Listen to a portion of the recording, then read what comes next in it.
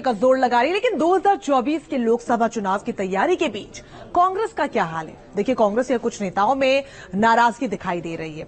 रविवार को Congress working committee की लिस्ट जारी की गई। नाम नहीं शामिल करने पर यूपी से कांग्रेस के नेता प्रमोद कृष्णम ने नाराजगी जताई है। साथ ही उन्होंने बिना नाम लिए कांग्रेस के नेताओं पर जमकर निशाना भी साध दिया है। 24 के चुनाव में कांग्रेस के सामने कितनी बड़ी चुनौती ये होने वाला है, इस रिपोर्ट में समझिए।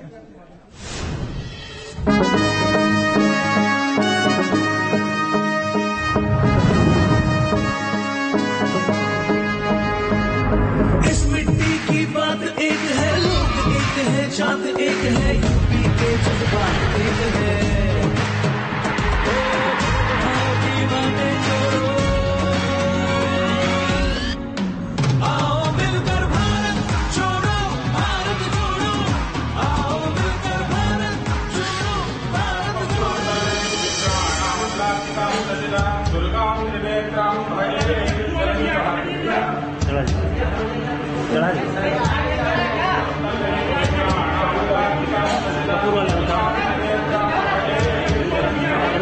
दो 2024 से पहले कांग्रेस हिंदुत्व का चोला ओढ़ने की लाख कोशिश कर रही है, लेकिन कांग्रेस में हिंदुत्व के चेहरे को लगता है कि पार्टी की राह अलग है। यूपी कांग्रेस के दिग्गज नेताओं में से एक प्रमोद कृष्णम अब खफा हैं। माथे पर तिलक और संत की वेशभूषा वाले कृष्णम की राजनीतिक महत्वाकांक्षा को झटका लगा। कांग्रेस वर्किंग कमेटी में जगह नहीं मिली। कृष्णम का दर्द और गुस्सा खुलकर बाहर आ गया। देखिए, कांग्रेस पार्टी के भीतर कुछ ऐसे लोग घुसाए हैं और ऐसे लोगों ने कब्जा जमा लिया है जिन्हें हिंदू धर्म और हिंदू नाम से चिढ़ है। उन्हें भगवा से चिढ़ है, वो भारत माता की जय से नफरत करते हैं, वंदे मातरम से उन्हें प्रॉब्लम है। भारत को टुकड़े टुकड़े करने की बात करने वाले लोग कांग्रेस पार्टी के बड़े बड़े पदों पर आ गए हैं।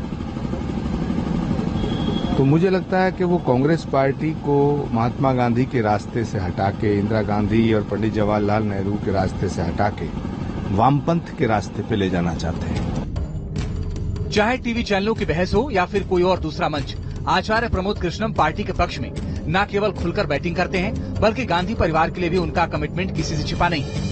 लेकिन टीम खड़गे में शामिल नहीं होने के बाद प्रमोद कृष्णम के पास आरोपों की कोई कमी नहीं है। सवाल देश की आजादी की लड़ाई का है। जो कांग्रेस रघुपति राघव राजा राम पतित पावन सीताराम महात्मा गांधी की रामधुन से जानी जाती थी, वो आज भारत तेरे टुकड़े होंगे इंशाअल्लाह इंशाअल्लाह इस नाम से जानी जा रही है। तो ये पीड़ा देती है, ये पीड़ादायक है। कांग्रेस के पास चुनौतियों का अंबार है, सामने 24 का पहाड़ है। ऐसे में जब कोई दिग्गज नेता अपनी ही पार्टी की ओर खोलता है तो फिर बचाव करना किसी के लिए भी आसान नहीं। कांग्रेस नेताओं का कहना है कि कृष्णम की बातों में जरा भी सच्चाई नहीं। किलो अनाज की व्यवस्था की है। कांग्रेस नेतृत्व ने हमेशा साधु संत महात्माओं का सम्मान किया है और प्रमोद कृष्णन जी तो हमारे सबके बड़े आदरणीय हैं, बहुत प्यारे और सम्माननीय नेता हैं। कांग्रेस के घर में कलह कोई नई बात नहीं है। CWC में 39 नामों का ऐलान किया गया है। जाति से लेकर वोट के समीकरण को साधने की कोशिश की गई है। कई पुराने नेताओं को टीम में वापस लिया गया है। सचिन पायलट को भी शामिल कर राजस्थान की लड़ाई को शांत करने की कवायद है। लेकिन प्रमोद कृष्णम के सवाल अपनी जगह मुंह बाएं क्यों खड़े हैं और ये पार्टी को कितना नुकसान पहुंचा सकते हैं, इसके पीछे की वजह भी समझिए। यूपी में कांग्रेस की हालत किसी से छिपी नहीं है। 2019 के लोकसभा चुनाव में कांग्रेस को यूपी से एकमात्र सीट हासिल हुई थी। पार्टी के गढ़ अमेठी से राहुल गांधी चुनाव हार गए थे। कांग्रेस को लोकसभा चुनाव में महज 6% वोट मिले थे। 2022 के विधानसभा चुनाव में कांग्रेस मात्र 2 सीटों पर ही सिमट गई थी। जाहिर है यूपी में कांग्रेस का वजूद सिफर है। कांग्रेस को जमीन तलाशने के लिए दिन रात एक करने की जरूरत है। सत्ता में अगर वापस आना है तो फिर यूपी में मजबूत होना ही होगा। ऐसे में पहले से कमजोर पार्टी में अगर यूपी का एक कद्दावर नेता इस तरह की बात करता है तो फिर मुश्किल तो होगी ही।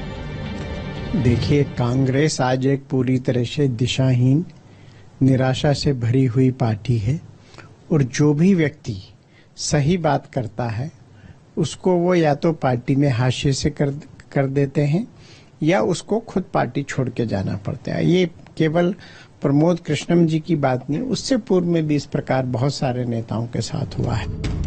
फिलहाल कांग्रेस के लिए प्रमोद कृष्णम नाम की चुनौती अकेली बस नहीं है। ऐसे कई नेता हैं जो वक्त वक्त पर खुलकर पार्टी से नाराजगी और दिक्कतों को सामने रखते हैं। नाराज नेताओं को साधना और सत्ता की जंग और सत्ता पक्ष से मजबूत मुकाबला, ऐसे में 2024 की लड़ाई जरा भी आसान नहीं है। Team news nation. अब आपको दिखाते वो तस्वीरें जो खुद खबर बयां कर